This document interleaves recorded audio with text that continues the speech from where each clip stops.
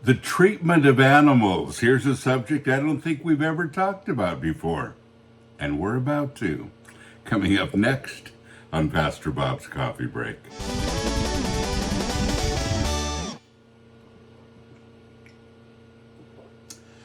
Black metal, black coffee, that's how I roll. One of our Metal Dude mugs. That's a great one, isn't it?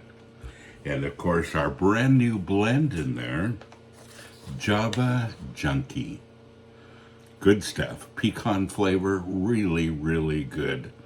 And we have that, of course, in our regular ground coffee, and of course, the K-Cups. And you can get all of that, our posters, our mugs, our t-shirts, all of that right here. We're Metal, We Are Family.com.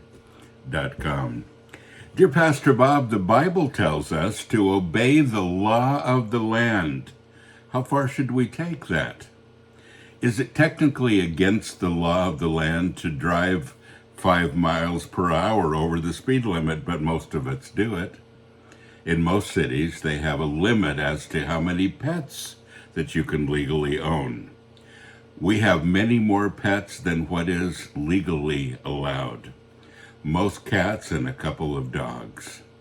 Is that violating the Bible's command to obey the land, the law of the land?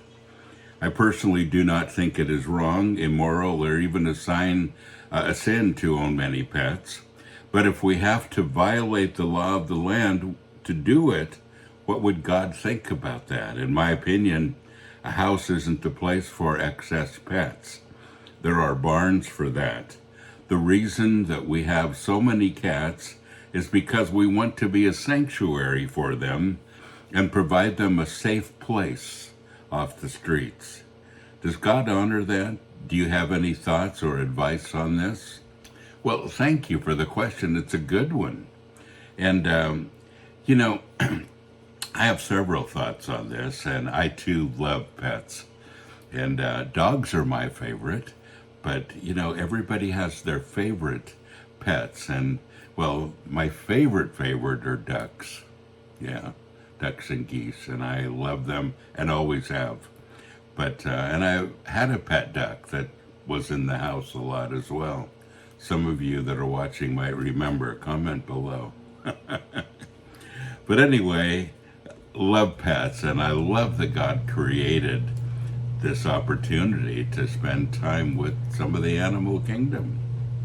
But what do we do with this? What if you really have a burden for some of those pets out there and you want to collect them all and bring them all in? And we do have laws about that. If I went on the street and collected all of the homeless people and brought them all to my house to live, there are laws about that too. And they're for our own good. Can I just say that? So, first of all, there are legal pet sanctuaries. You can look into doing that, and it just means that you have the facilities that are necessary to house animals. And people are always looking for the opportunity to do this legally, and there are ways to do it legally. So you might want to look into a legal sanctuary for pets. So there's a show that I've seen a few times. I believe it's on the Discovery Network, and it's called Pet Hoarders. I think that's the name of it. But it's about people who feel like they are a sanctuary for pets.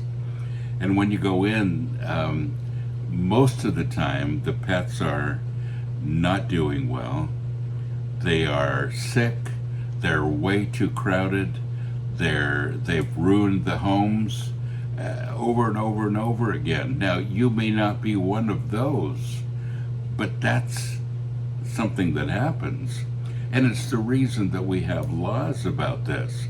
It isn't just to have an arbitrary law, but it's to protect the pets as well. There are safe and unsafe environments. There are environments where a pet can thrive and environments where they don't. And And that's why those things are set up to help us with that. So the law is really there for the protection of the pets. But there are ways to do what you feel like you have a burden to do, and to do it legally. And you might just want to look into a pet sanctuary. I realize this is a very specific question, and I want to leave you with a non-specific answer. And I want to go today to Exodus chapter 23, starting with verse 4. And he says, if you meet your enemy's ox or his donkey wandering off, you must bring it back to him. And if you see the donkey of one of those who hates you lying helpless under its load, you shall not leave the man to deal with it alone. You must help him release the animal from its burden.